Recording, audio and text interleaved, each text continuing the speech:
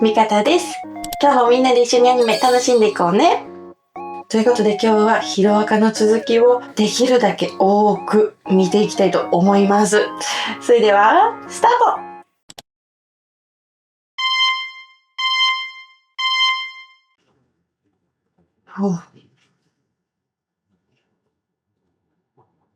あ、何おー。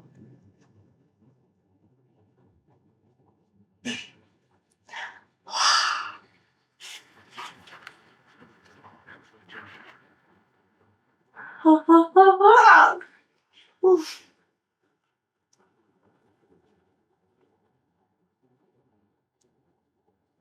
ん。うわー。あ、こんなにサイズ違ってる。怖い。ね、そうだよね。ああいう時代が母がいたって思うと、それもなんか不思議だな。はあ、ちょっとね、どうしましょう。ですね、ヒロアカ、今追いつくために必死に見ていきますが、いや、私、果たして何話連続で見続けられるのでしょうか。精神がどれだけ持つのでしょうか。自分にもわかりません。はい。私も私との戦いでございます。いや、でもさ、私あんまり分かってなかったんだけど、ヒロアカ12月10、10何日ちょっと何日か忘れちゃった。もう終わるんだと思って。私今撮ってるのが、12日金曜日なんですけど、もう、明日とかで終わりなんでしょう最終回みたいなのを、なんか見て、そんなそこ終わっちゃうのと思って、なんか最終回を読んでないからさ、最終回のボリュームも分かってなくって、やばいやばいやばい、嘘でしょみたいな。こんななんかぼーっとしてたら、ぼーっとしてないけど、終わっちゃうと思って、もうとにかく今必死だからさ、今まだギリギリ漫画で読んでる範囲だけど、いや、もう来るんだと思うと読んでないところが、どうしよう。持たない気がする。自信がねえでございます。みんな支えてくれ。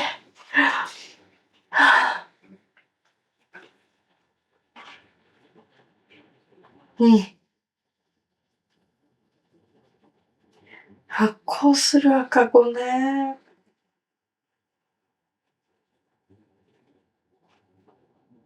うん。うん。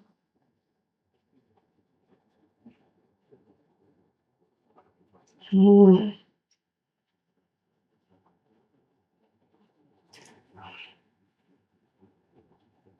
うん。確かに。うん。分断だ。ああ。うん。やっぱ自分と違うっていうのはものすごく恐怖なんだよね。人間にとって根源的なきっと。ちっちゃい。怖い。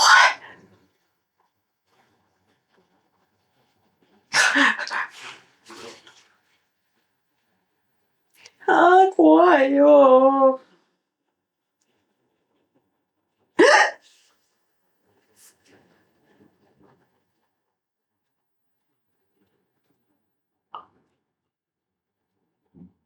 ああ。はあ。はあ。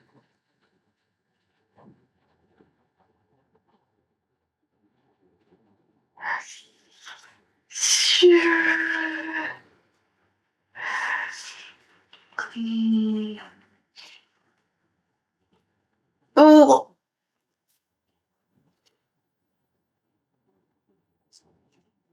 あ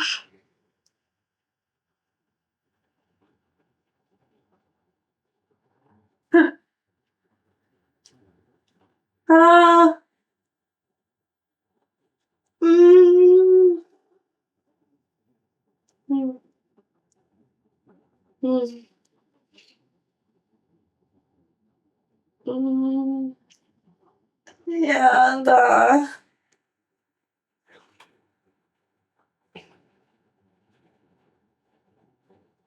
うん。そう、手放す強さが逆にないってやつです。はい。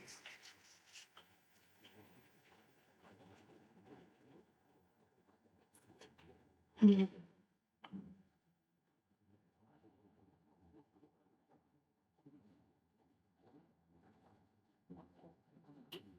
うん。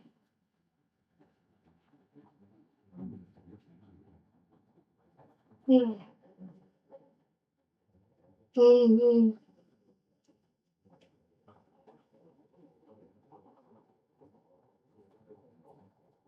うん。う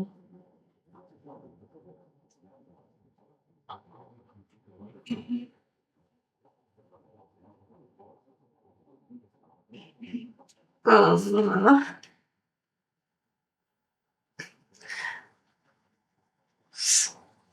優しいからこそそうやって思うんだよね。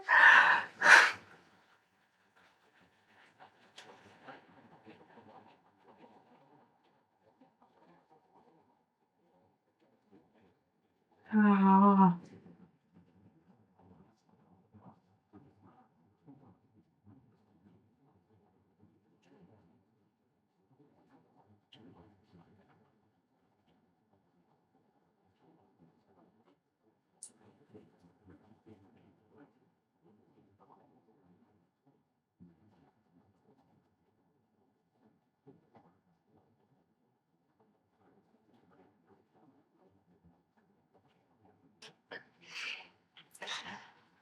うん。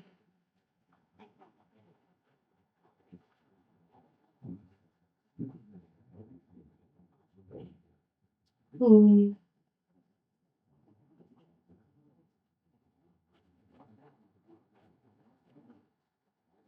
うん。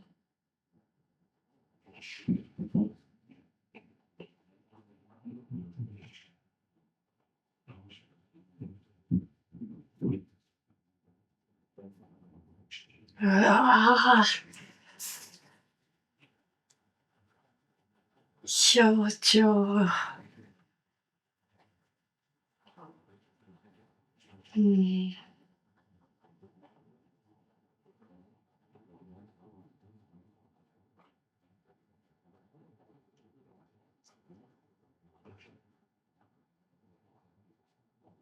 ずっと変わらないね。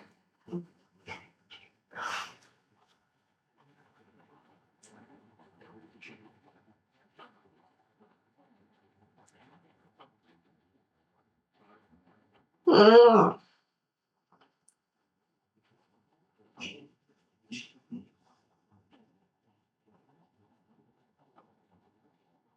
うん。い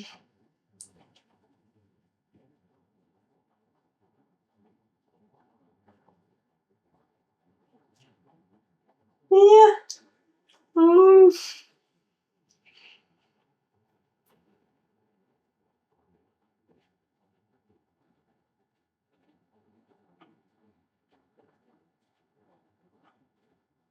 うん。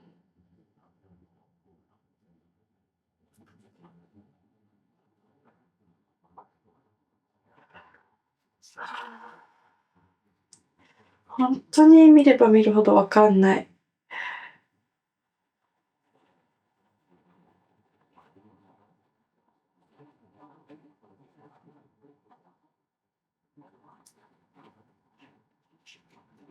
出会いだね。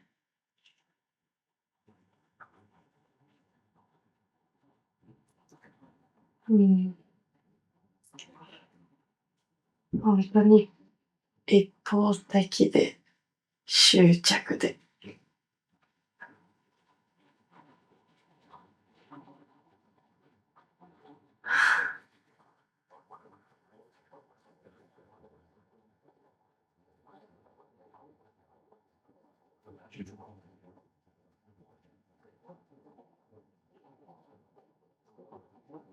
うん。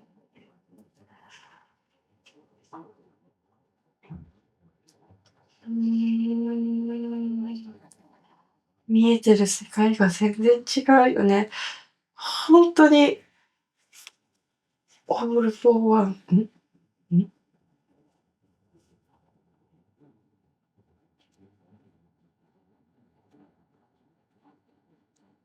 無理やりって分かってんだよね。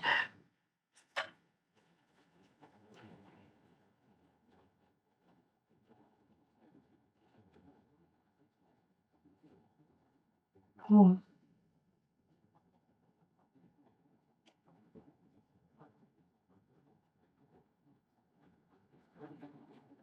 うん。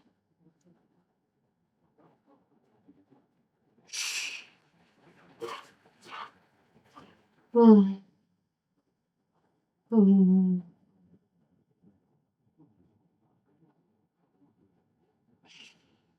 はあ、いや。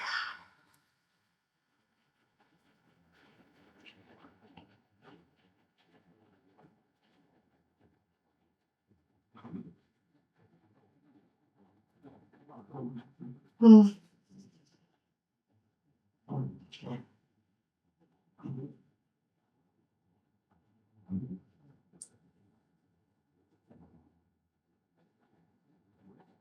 ああ。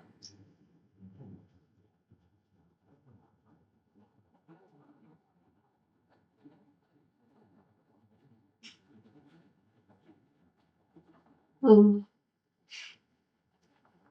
うん。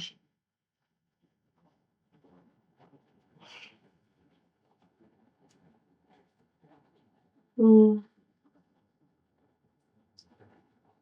ああ、はあ。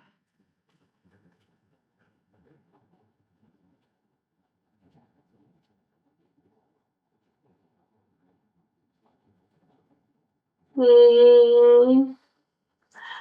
優しさを諦めないよね。はあ。うわ。ああ。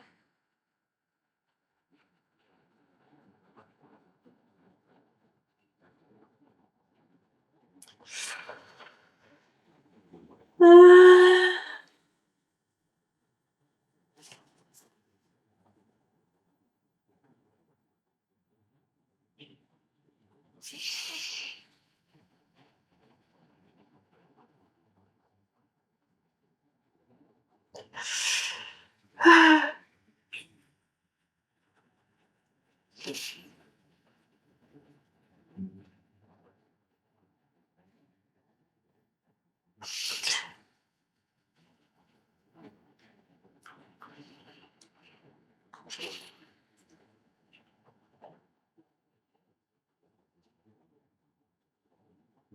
うん。うん。軽症だ。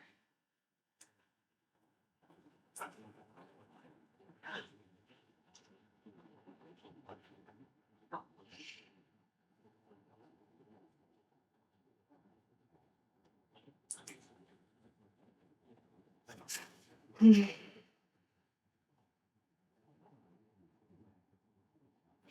みんなに拒否されまくってるよね。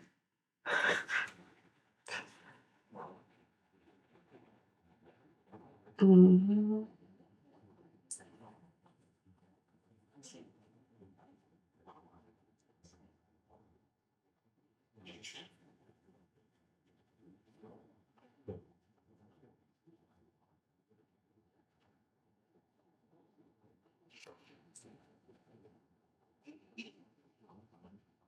うわ。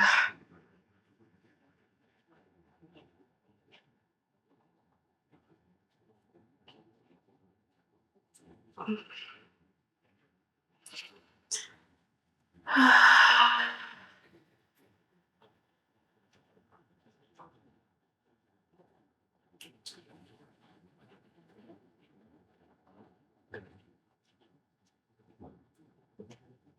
うーん。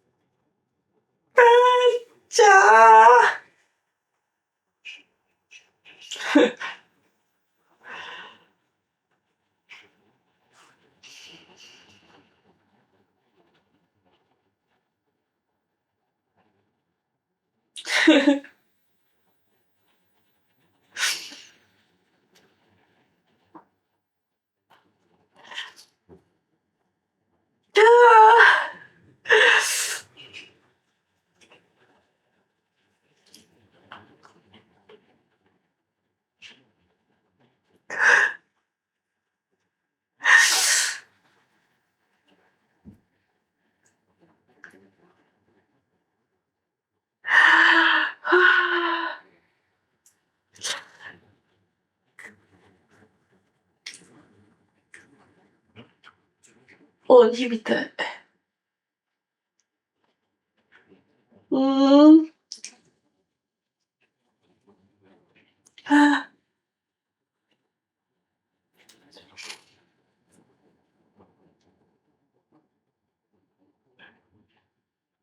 あ、うん。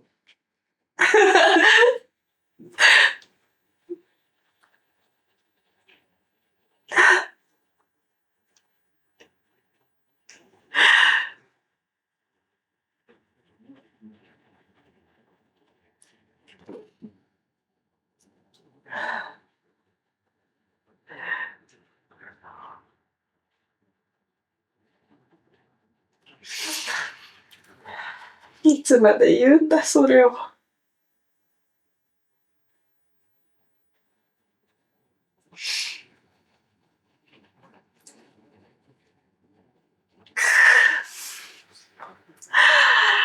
あ。うーん。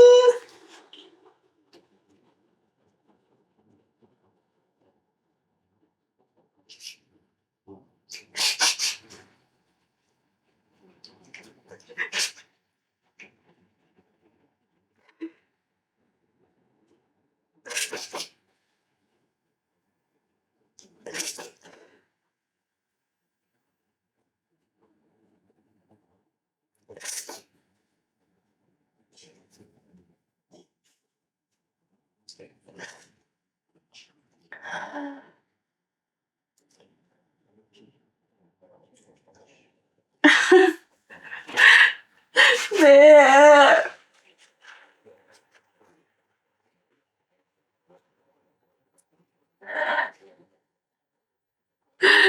はあ。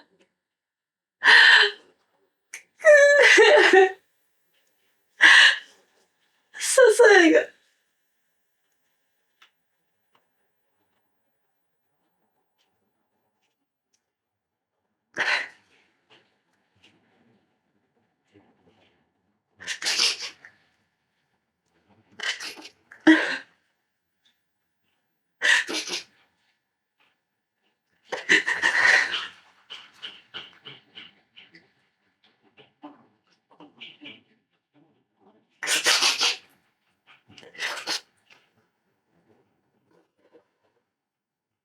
あっちゃー。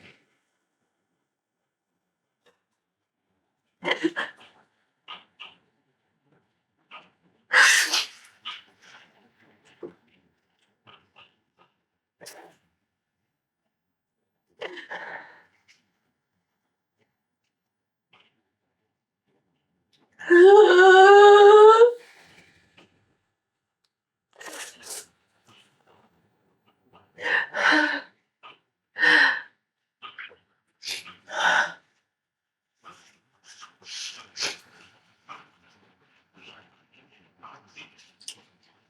どこまで行っても支配なんだ。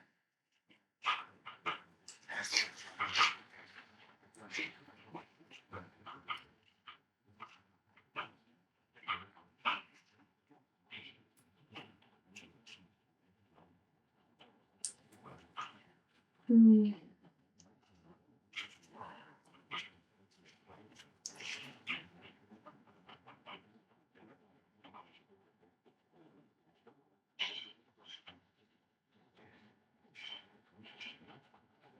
うん。それがずっとね、執着の依存だよね。それじゃ、ああ、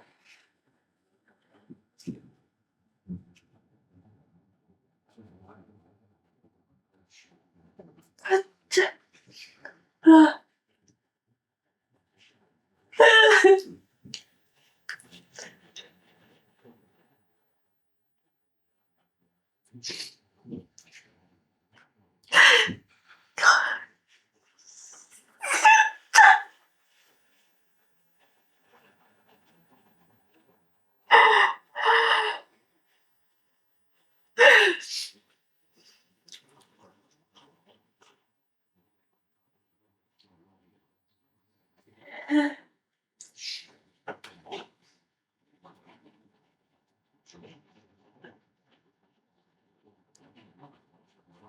うん。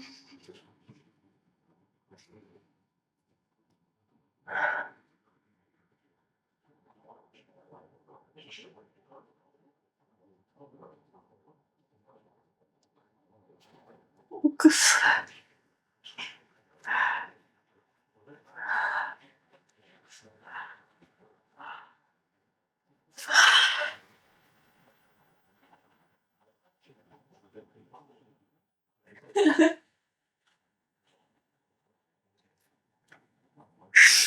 ほん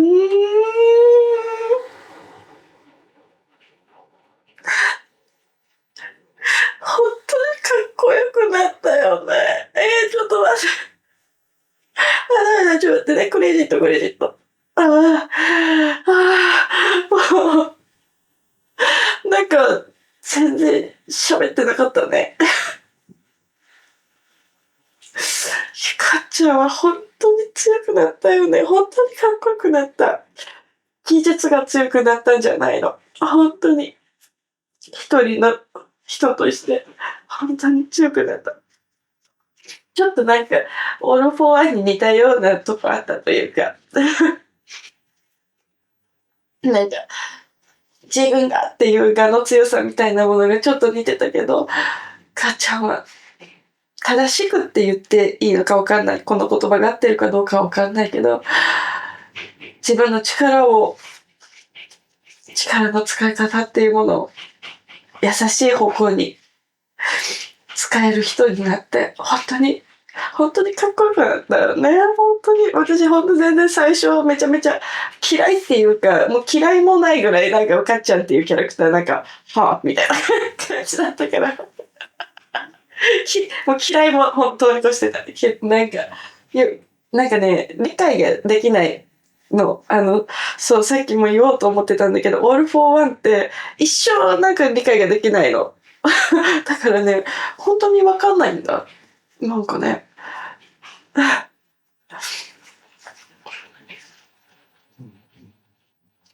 そう。ね。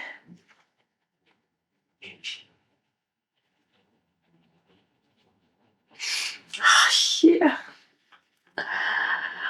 はあ、やだー。レイク。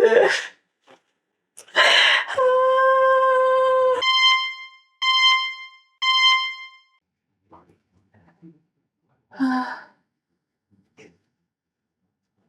うん。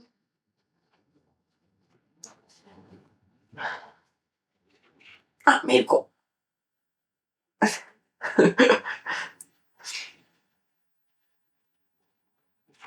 ポープ。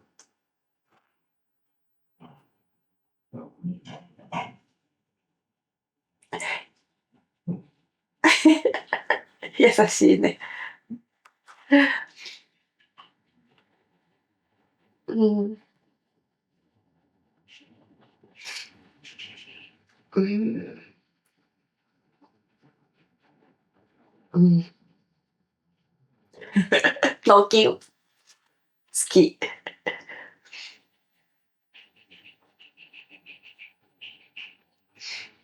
うん、確かに。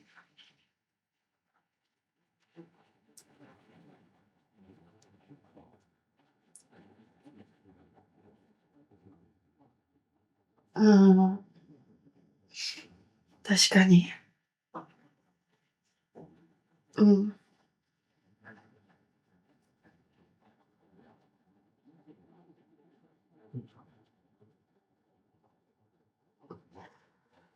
はあ。なんかもう、情緒が大丈夫かな。正直さ、漫画読んでるとか言いながらさ、最終巻の1巻前 ?40 巻だっけあんま覚えてないんだよね。っていうかね、あの、基本的になんかもう、感情高ぶって、脳みそからね、感情で、記憶が、炙り出されていく、なんかもう、いなくなっていく。現象起こってるから、正直ね、ちゃんとは覚えてないなって見ながら思ってた、今。そう、でもそうそう。なんかね、さっき話してたけど、オール・フォー・ワンは本当に、とか、その最初の初期のかっちゃんとかもだけど、なんかね、本当にね、理解できないから、理解できないキャラクターに関しては、なんかね、私、感情が無になるの。本当に、無。よくわからない。そこにいる人、みたいな感じなんだけど、もう本当にかっちゃんはね、本当にかっこよくなってくれたし、いや、こっからだね。なんかね、喋りたいこといっぱいあったんだけど、なんかね、忘れちゃった。はあ。いや、でも、なんだろうね、オールフォーワンのことも、なんかいろいろね、言いたいことはある。見てこう。うん、止血。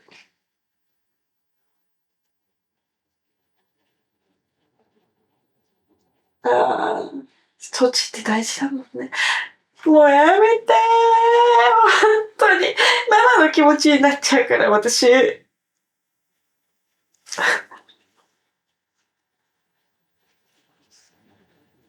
うん。わけわかんない。やばすぎ。う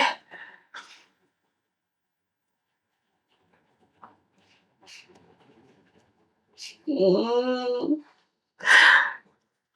もう、ヒロが噛み始めた時なんて。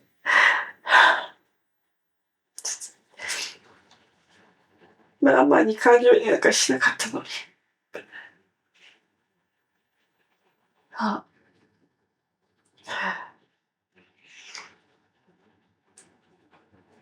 へえ。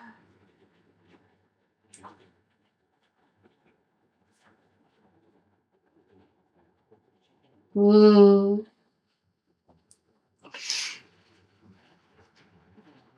ふう。はあ。うわあ、やばすぎ。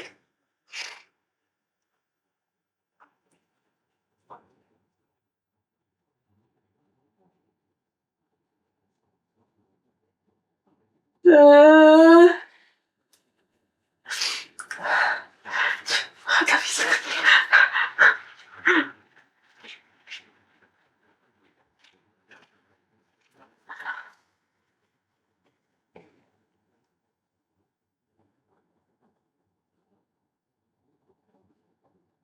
うん。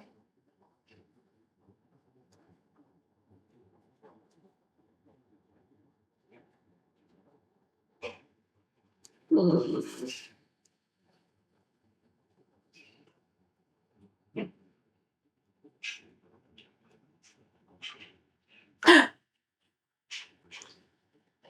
ああ、キキ。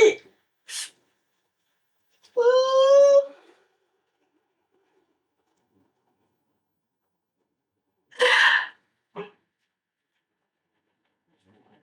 彼しか気づけないよね。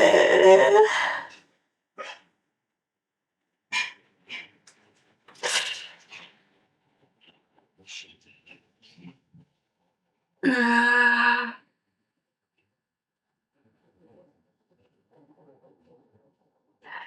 いや、買いすぎるよ、俺は。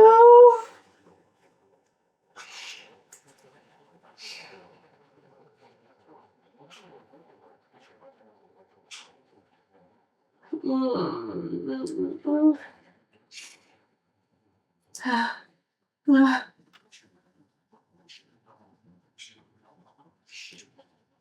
やばい、これ、ほんとね。うーん。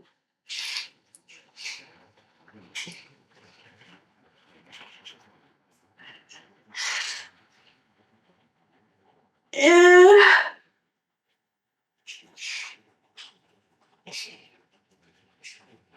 それが猫の優しさと強さだよね。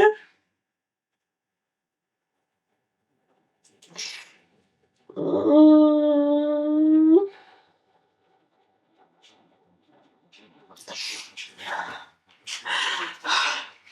うん、そうよ。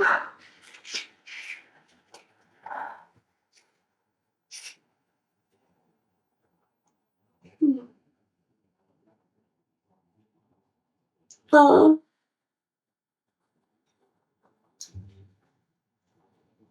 うん。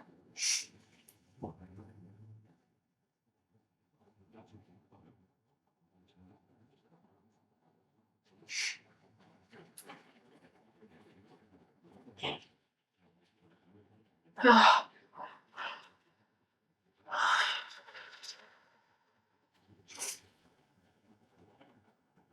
うん。うん。うんうん。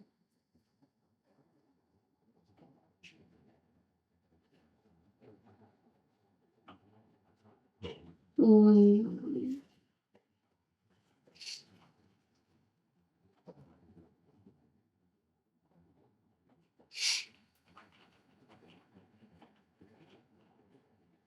うん。それはもっともなリスク。いや、やっぱ素敵。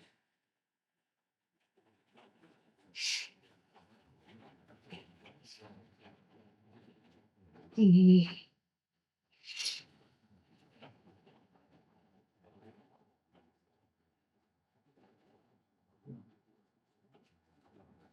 うーん。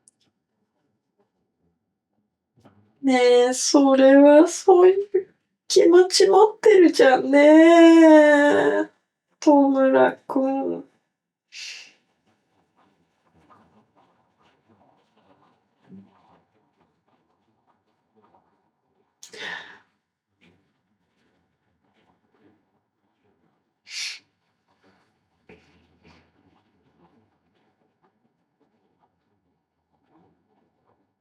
うーん。うん。うーん。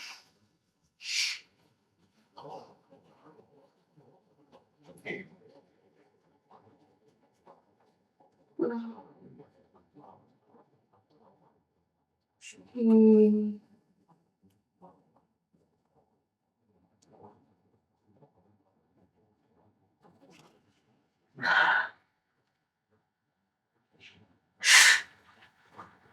テイク、ほんとに強いよ。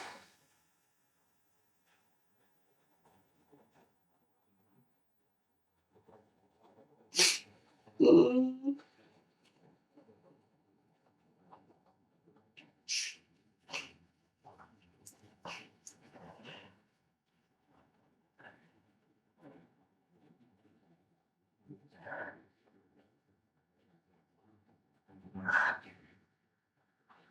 はあ。もうなんか言葉が出てこないね。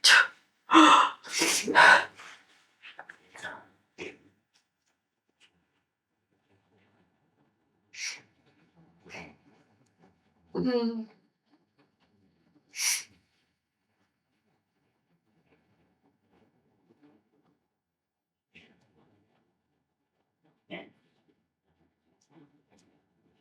うん。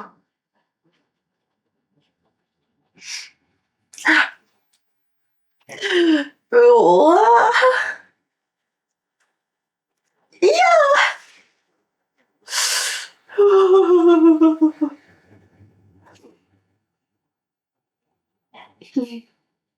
うんうん。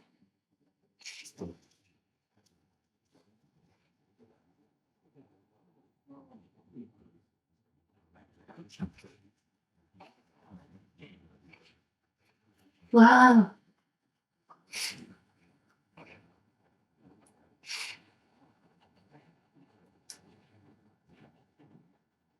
うん。確かに。うーん。うわ。ああ。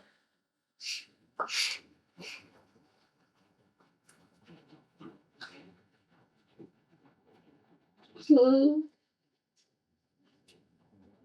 いや、痛々しい。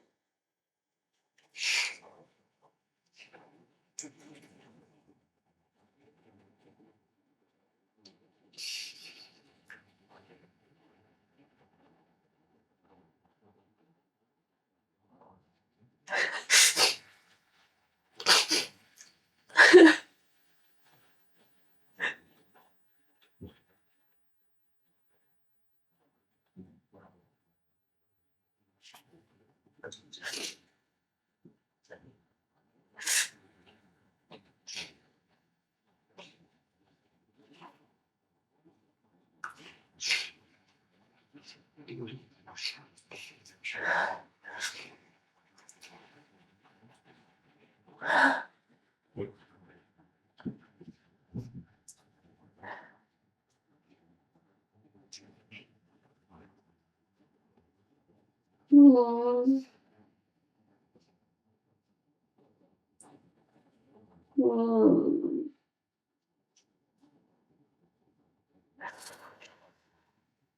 はあ。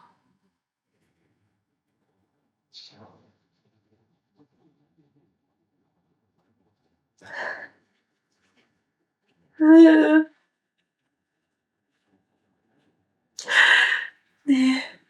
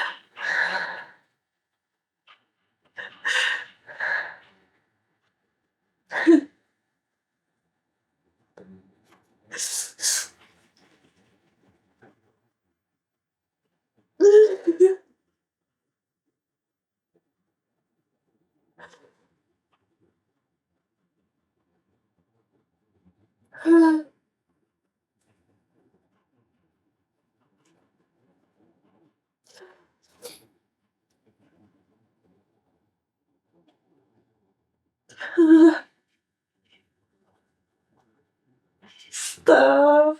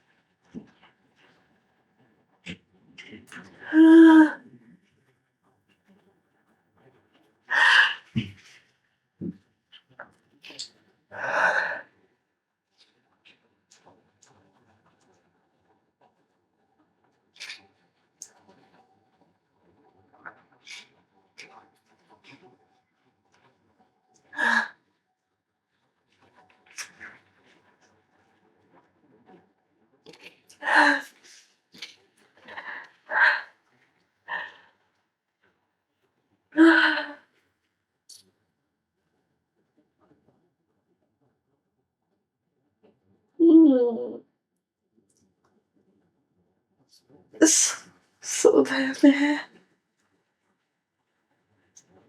うん。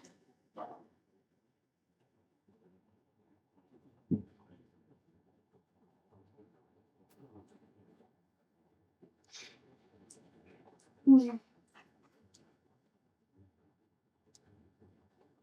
ああ。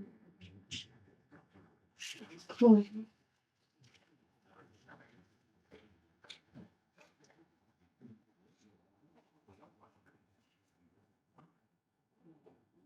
ああ。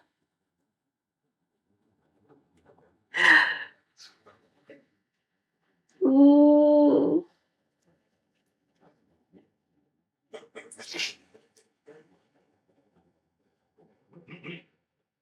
うん。いや、ほんとにそうだよね。ああ、ああ。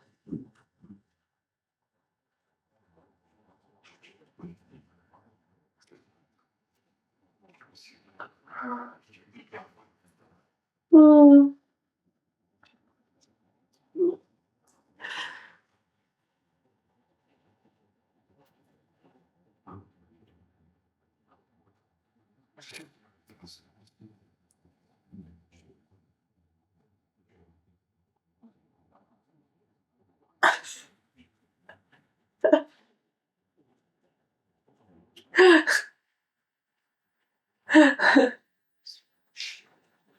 で、いがえ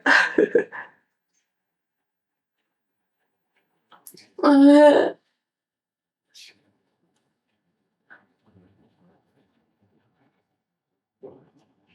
ああ。うん。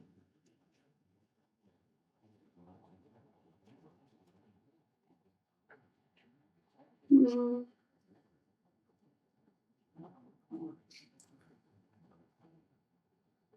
うーん。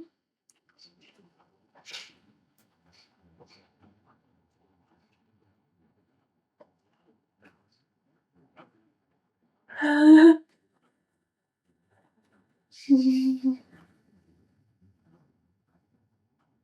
ああ。はあ。うん。うーん。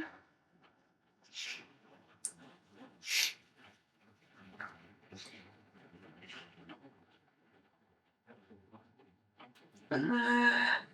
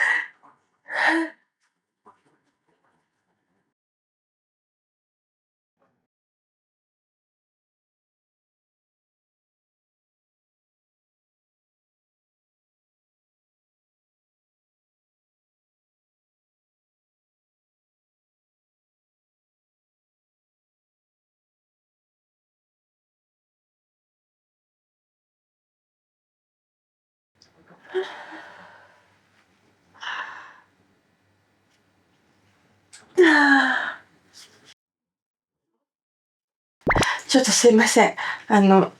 一旦ちょっと席を外しておりました。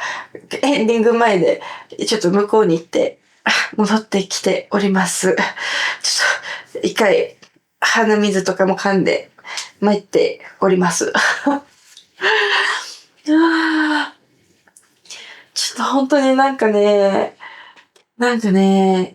言いたいことがあったんだけど、ちょっと待って、何だったんだろうな。いやでもさ、オールフォーワンはさ、結局、かっちゃんがやっつけて、あれで終わったんだよね。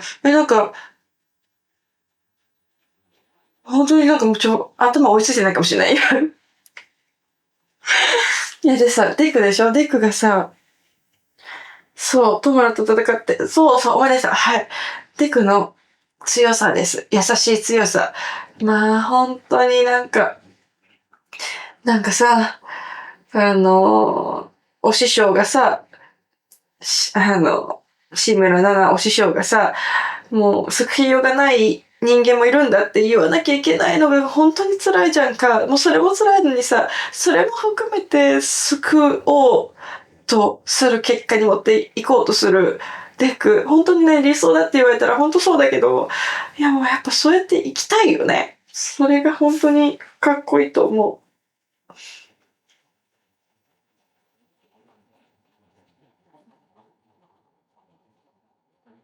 うん。うん。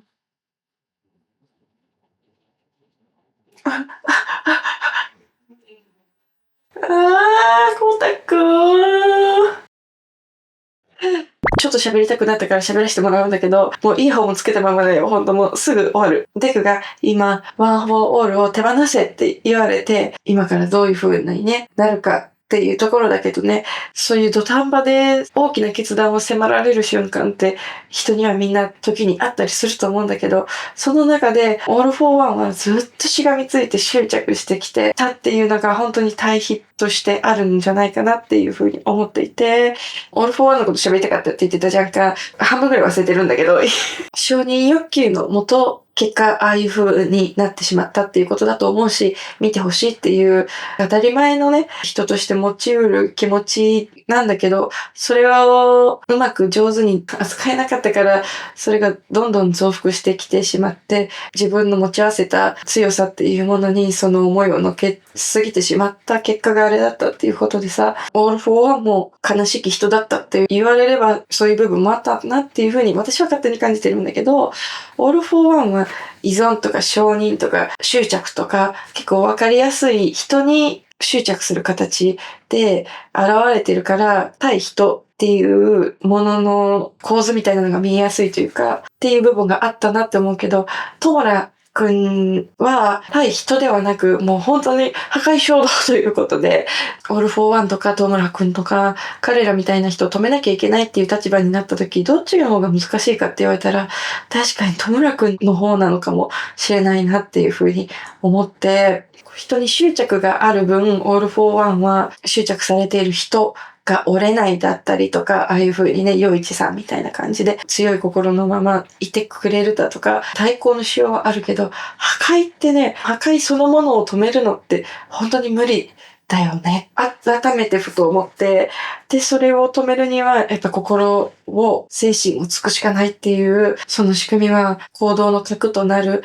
元となるところを立つ以外に止める方法はないっていう、それぐらい大きなことで、その根源まで遡っていかないと難しい。まあ、オール・フォー・ワンも根源まで遡っていける時もあったのかもしれない。わかんないけど。そんな感じでね、トムラくんのところをね、まあ、どういう風になっていくかね。本当記憶にないなっていうことが改めて分かりましたんで。何が言いたかったかって言われたらちょっとわかんないです。はい。私も頭の中ぐちゃぐちゃです。はい。オール・フォー・ワンも、しがらきとむらさんも心に満たされないものとか、不安とかがあって、それが増幅して大きくなって積み重なっていった中で、自分の持つ力が大きくなって、今こういうことになっているっていうところで、その仕組みを分かっている核となる部分をずっと見続けようとしてくれているデクがいるっていうことで、今でもボロボロのデクだからね、そんなデクに言うのはもうなんだけど、本当に助けてあげてほしいなというふうに思います。はい。結局だから何が言いたいかってわかりませんでした。はい。ということで続き見ていきます。それでは、スタート。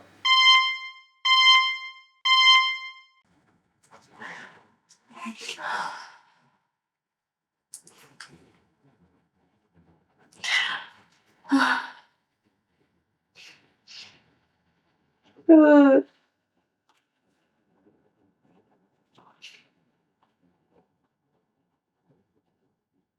あー、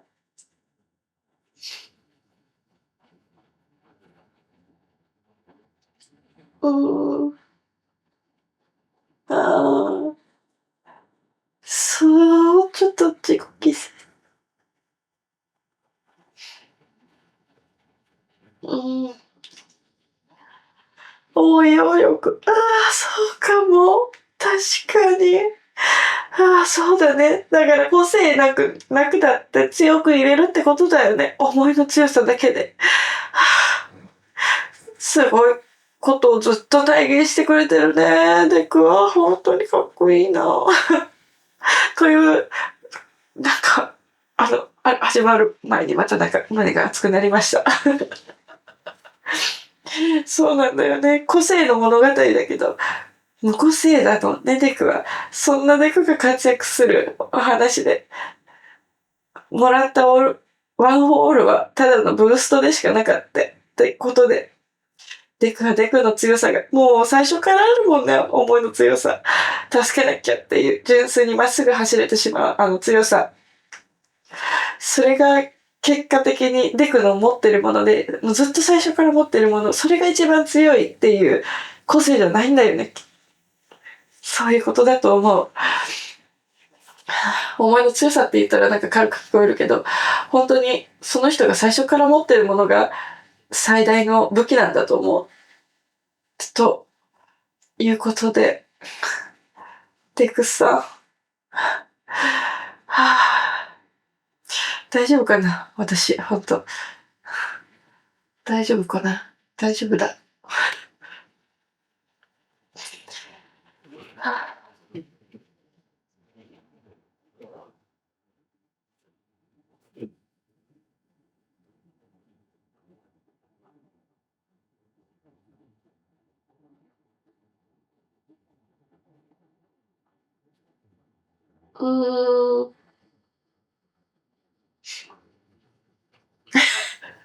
懐かしい。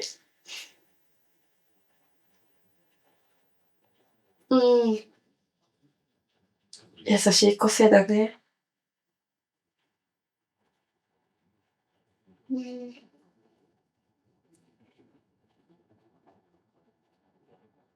うん。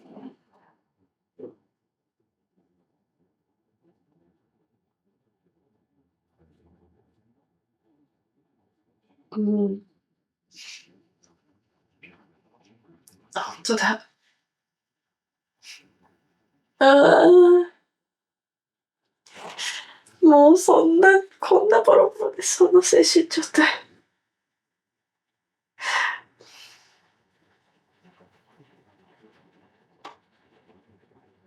うん。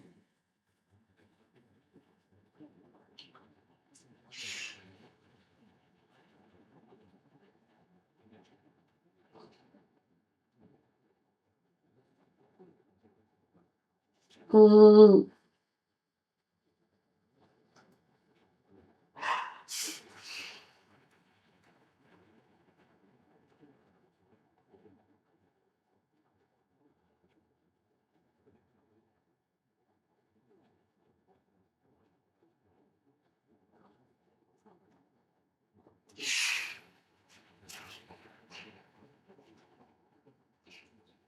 うん。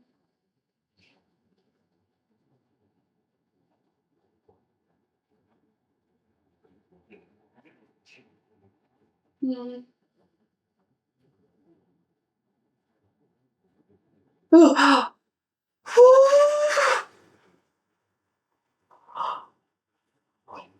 あ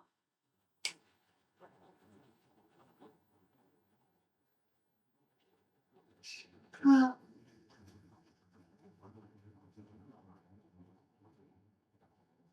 ひよ、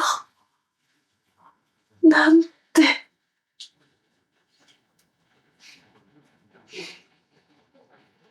ああ、学んでる。さすがだな。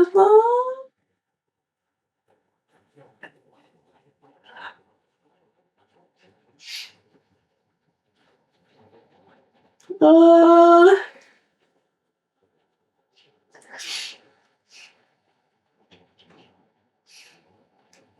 うーん。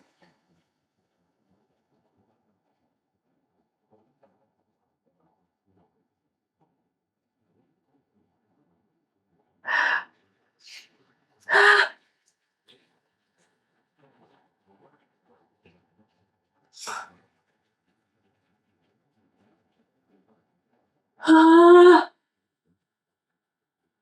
うん、うーん。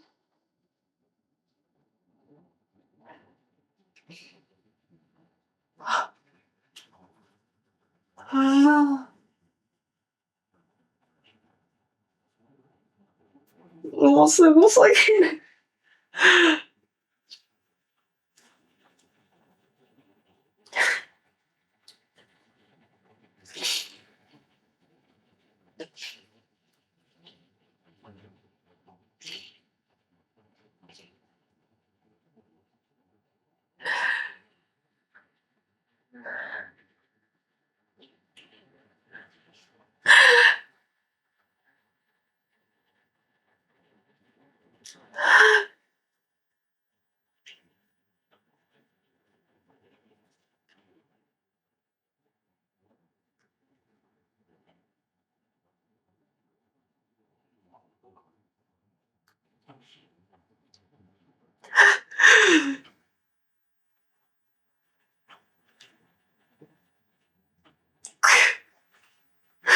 口開けてるよ、もう。あ、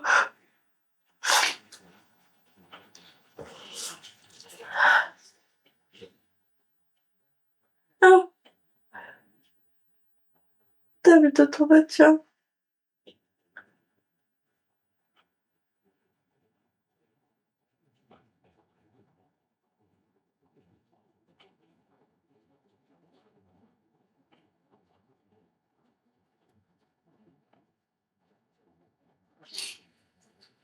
あ、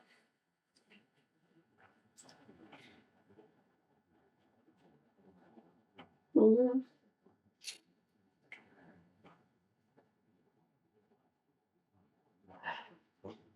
は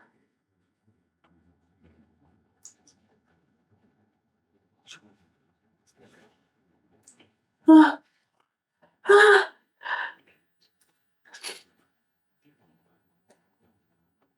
ああ。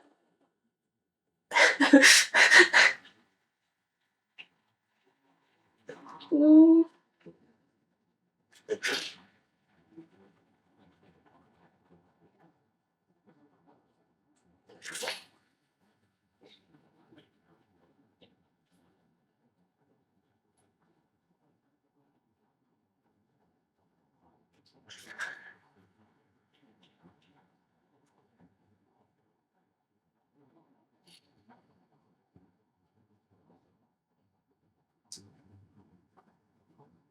あ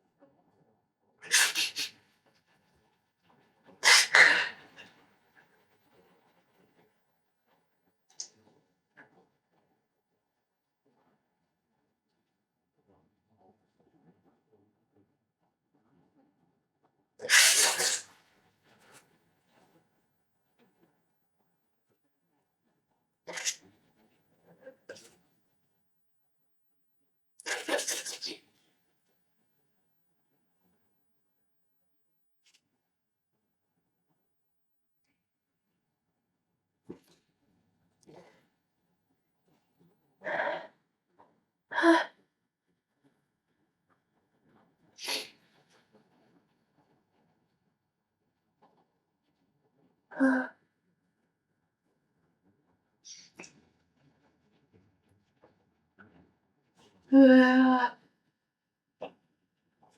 あ、そっか。うーん。うん。ああ、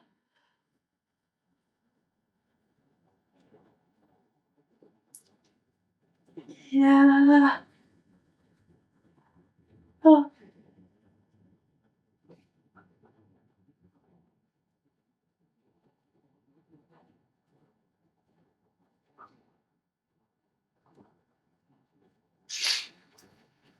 うわ、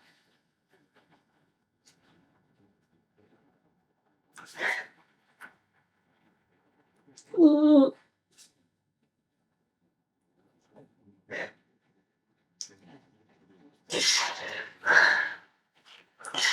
はあ、歩みを止めないで草がほんとにちょっと強すぎて。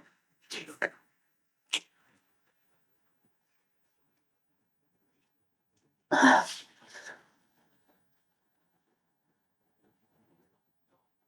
あ、初音さん。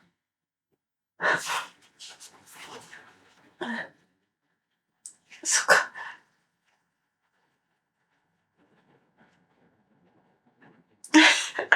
言い方。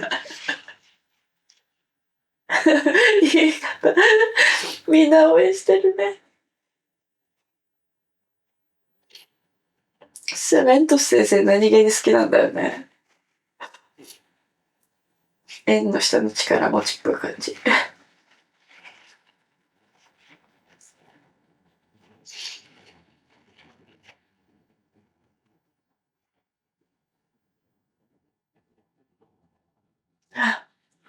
うーん。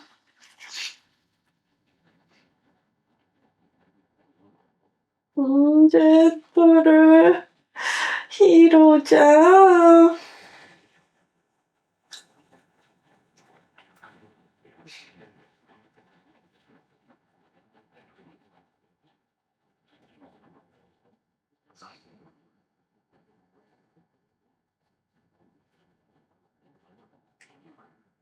うわ、エリちゃん。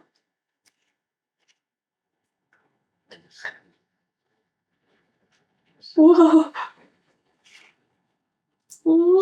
優しい子。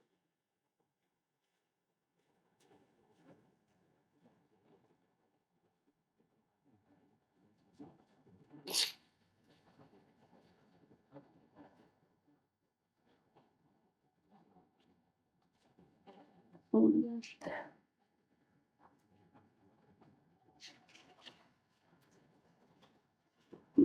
で、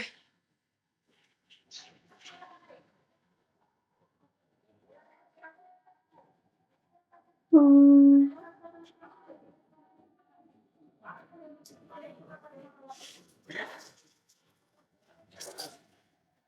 う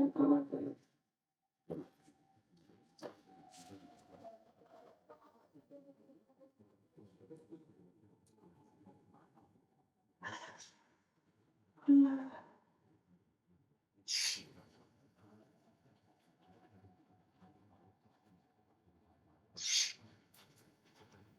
うん。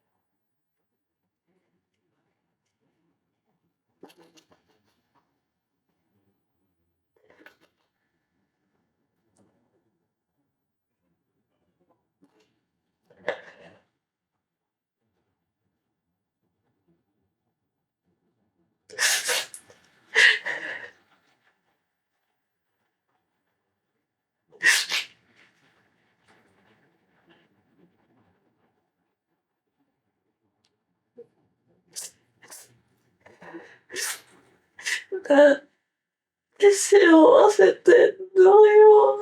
ああ、このワンコ。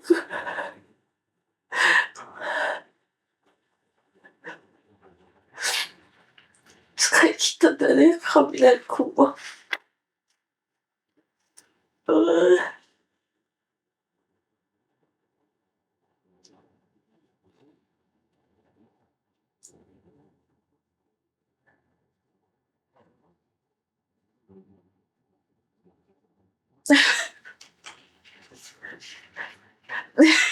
はい。うん、そうだよね。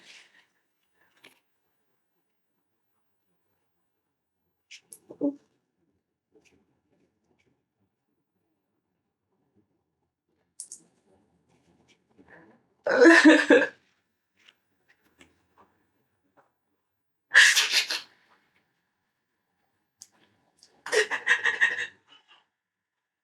優しい。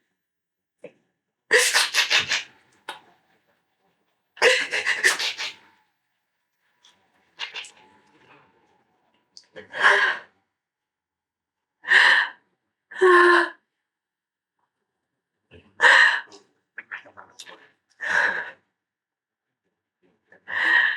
あ、ちゃんこ。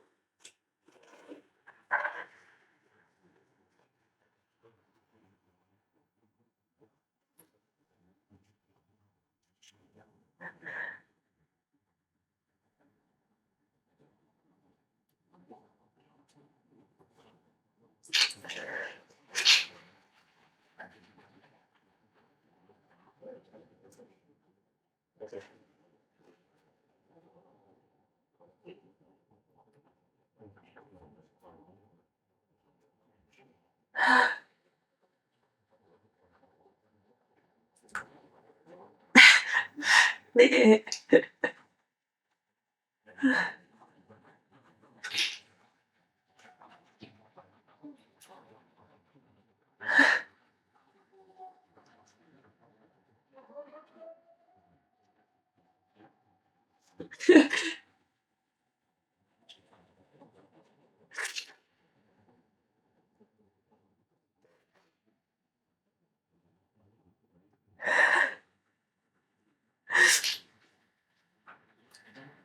はあ、迫ってる。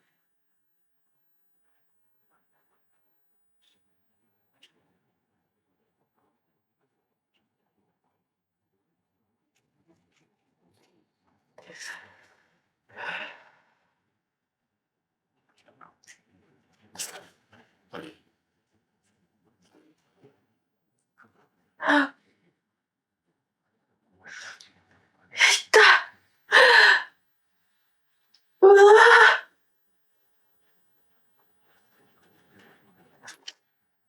あ、お師匠。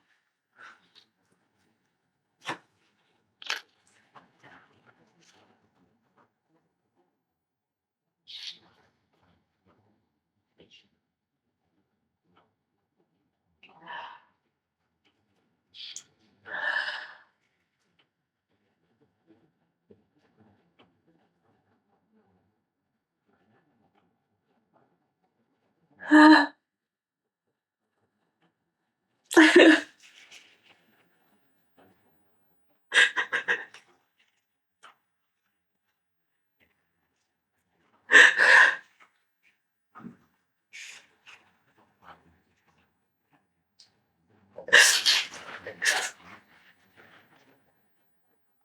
はあ。はあ。ああ。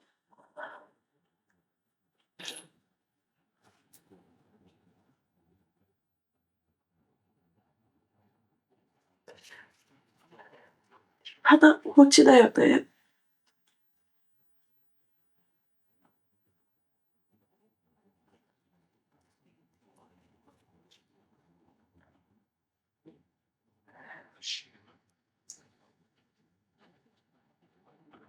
うわ。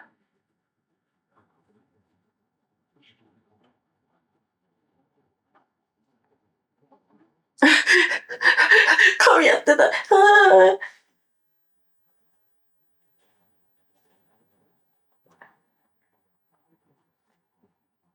怖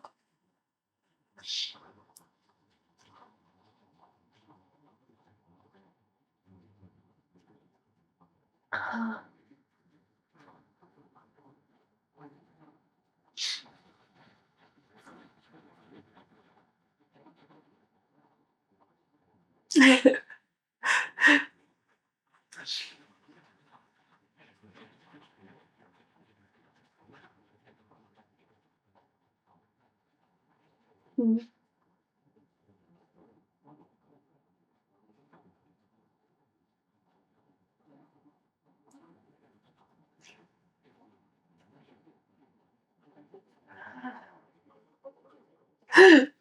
あおー。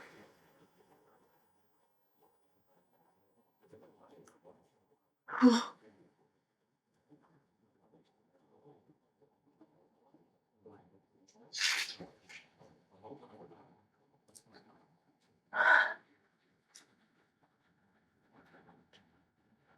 はあ。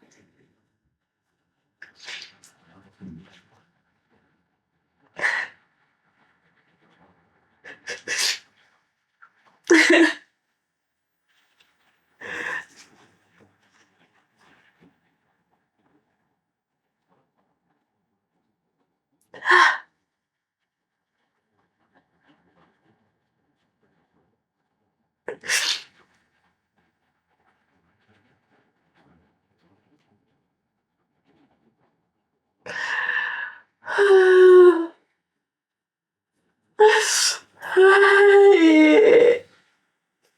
はい。ああ。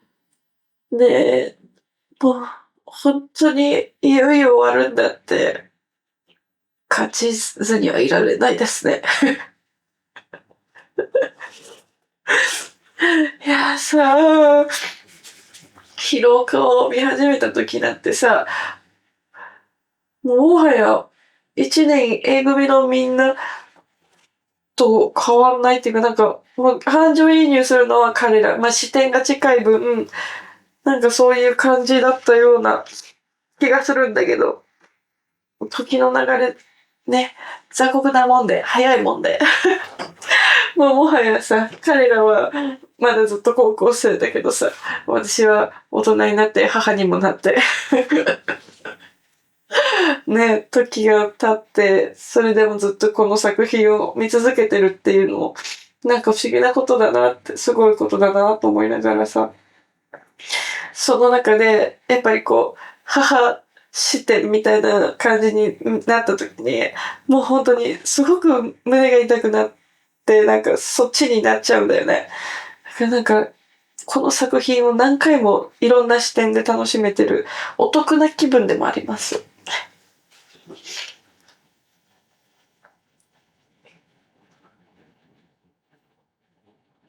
ああ。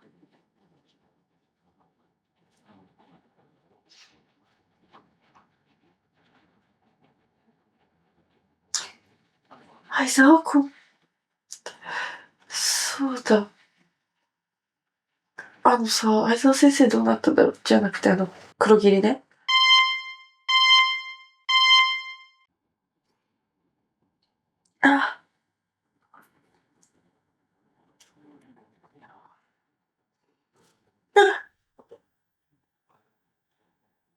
あ、入れない。はあ、うーん。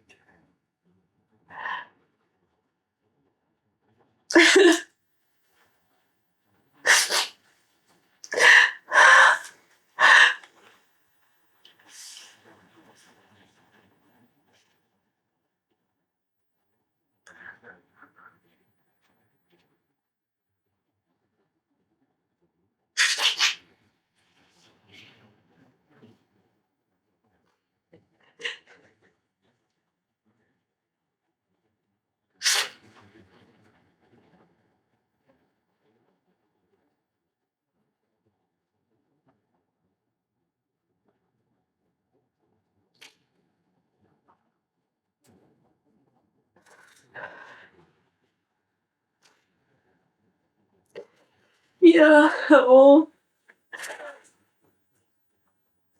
ヒロアカはほんと、本当に個性の継承もあるけど、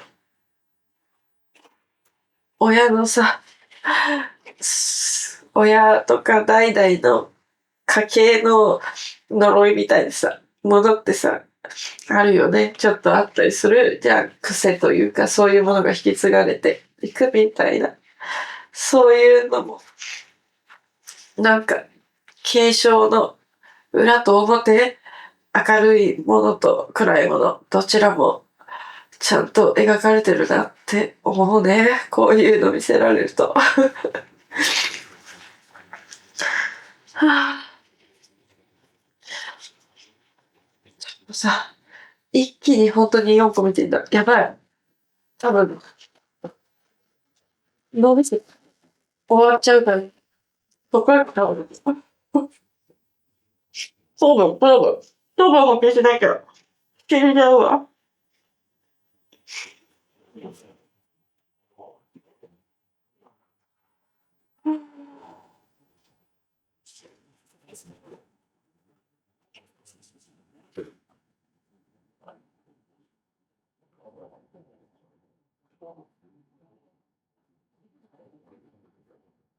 うん。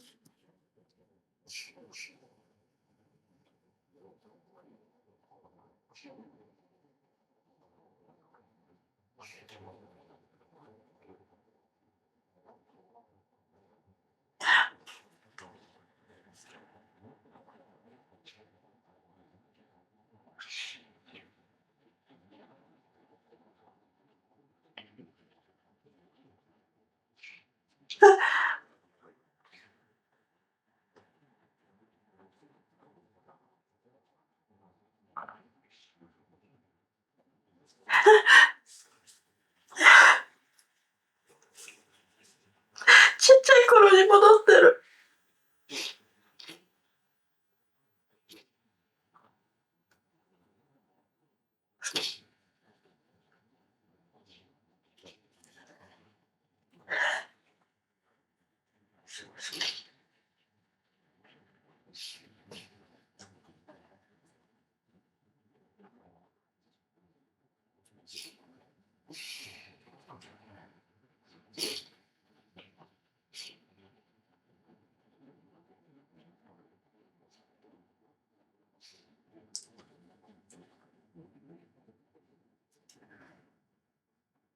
うん。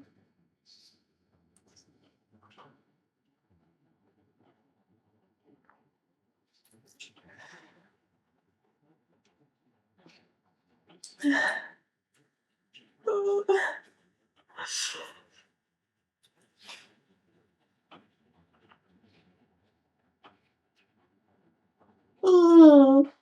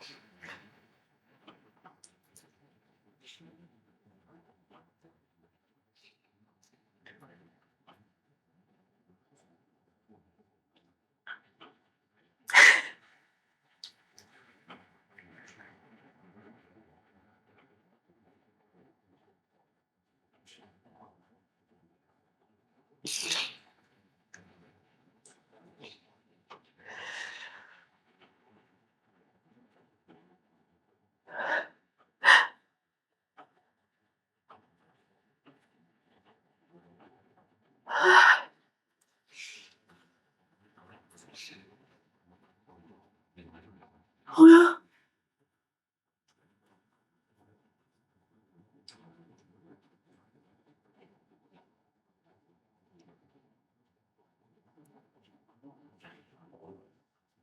うん。うん。何？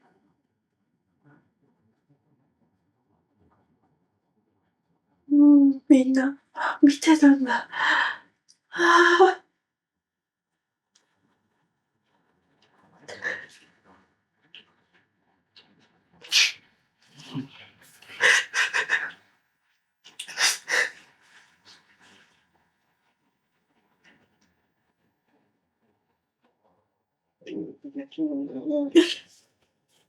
誰かのとってのヒーロー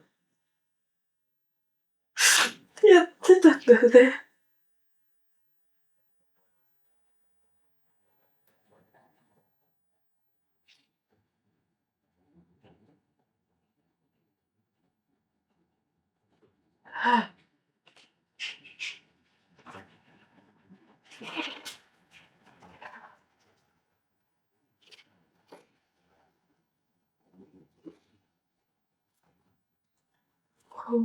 うわ。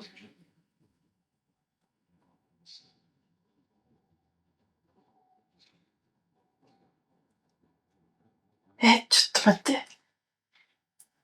ちょ、ちょっと待って。え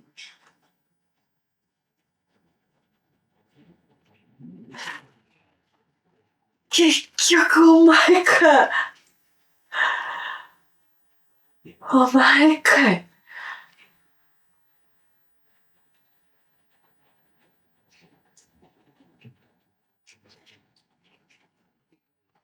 そうだね。心は怪獣されてないもんね。オールフォーワン。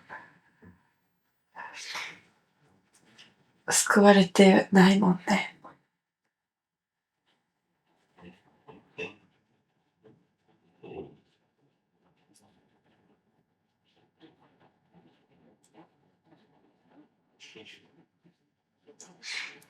すごい執念だ。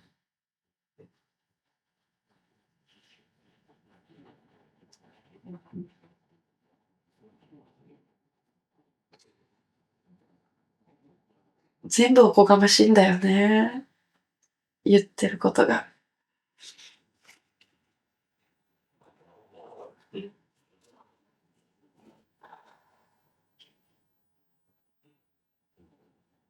うん。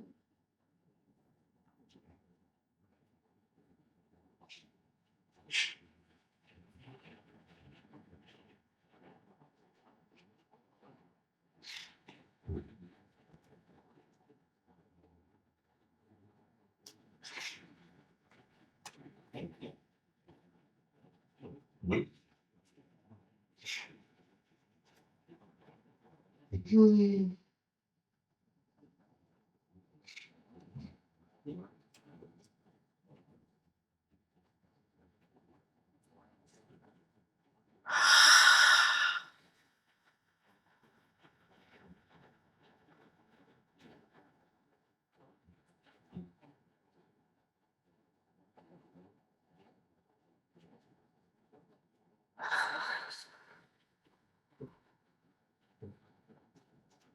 もうね。ああ。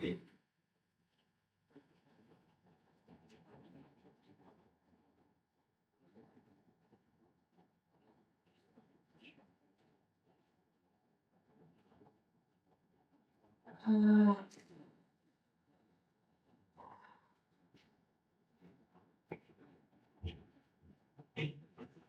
あ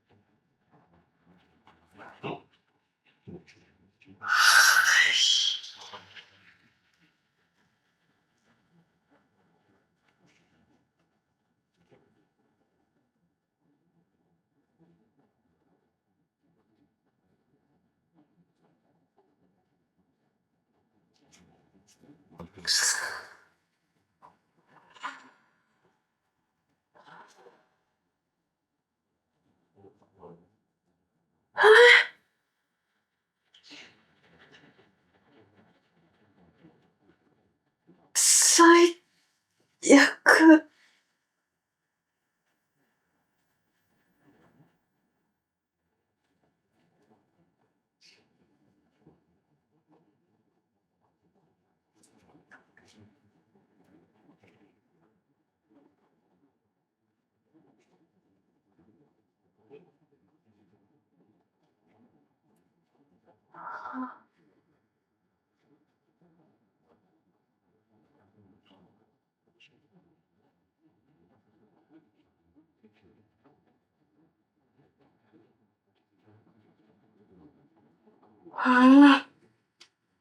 うわ、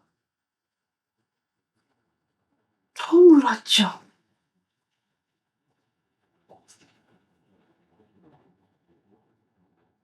え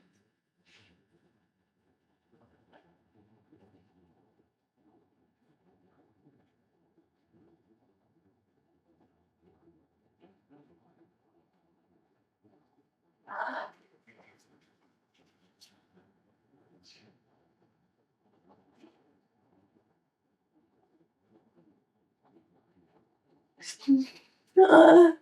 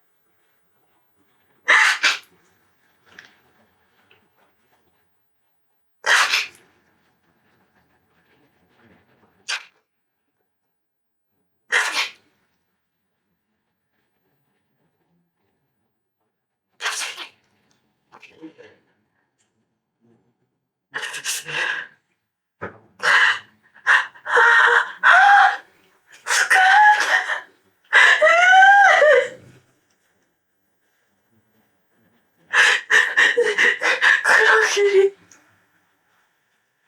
戻ってきたの。白い雲くん。大丈夫。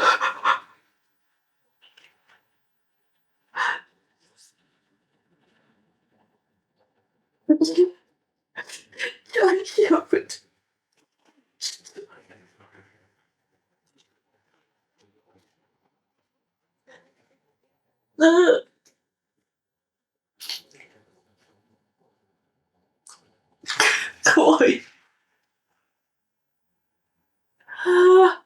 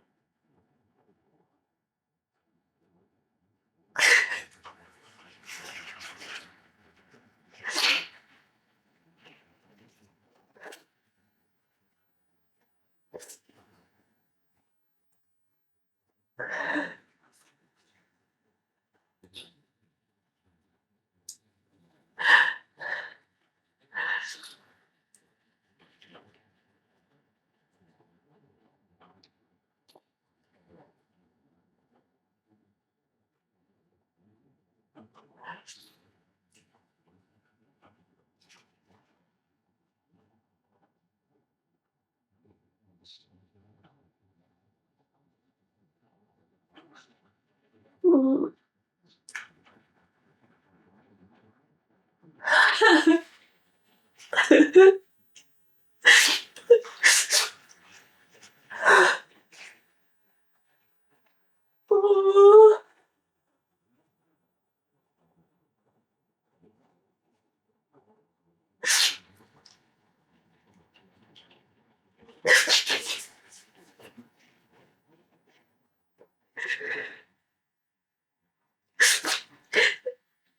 みんなちょっとずつだね。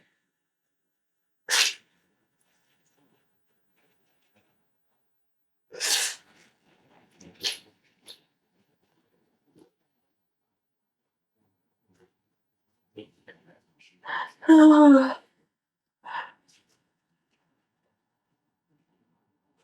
あ、うわー、ねえ。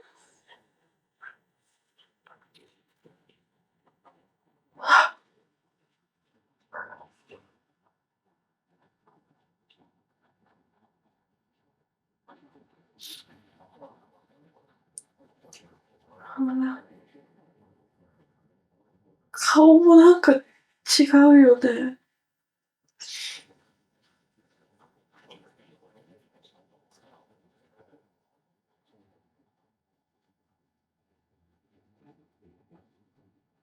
うん。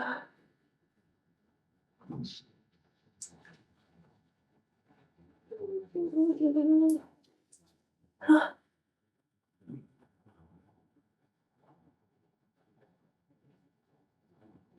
うん。あ、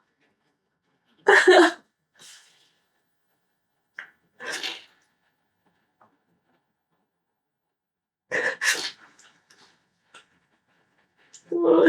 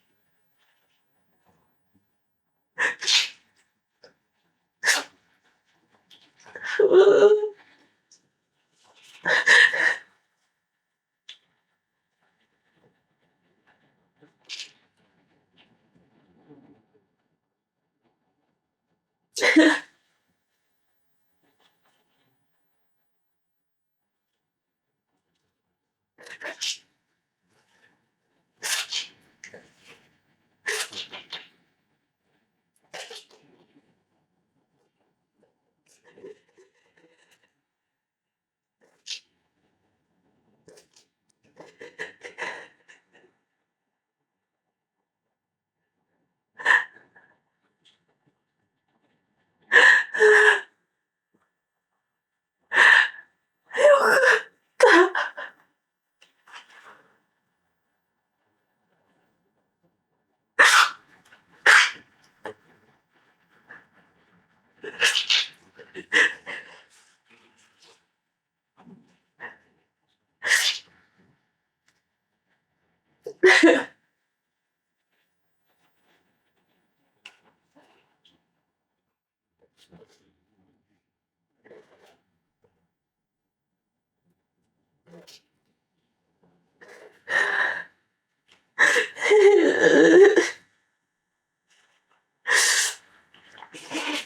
みんなが来てくれて。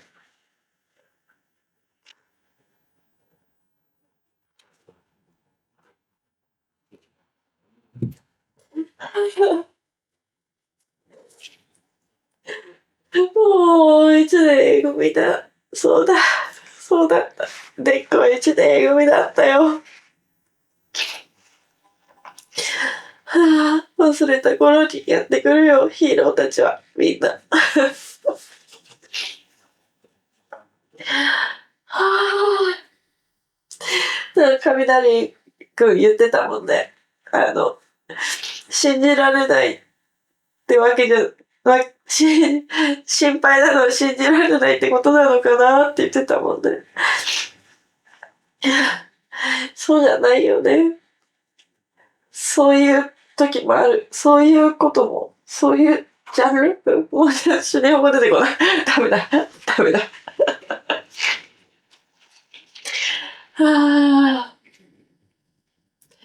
でも、ほんと、オールフォーワン誰ですか？なんかいろんな人が混じったみたいな顔して怖いんですけど。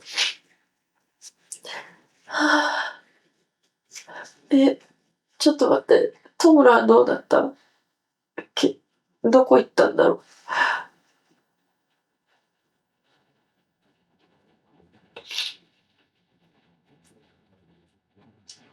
う。ホークス。やばそう。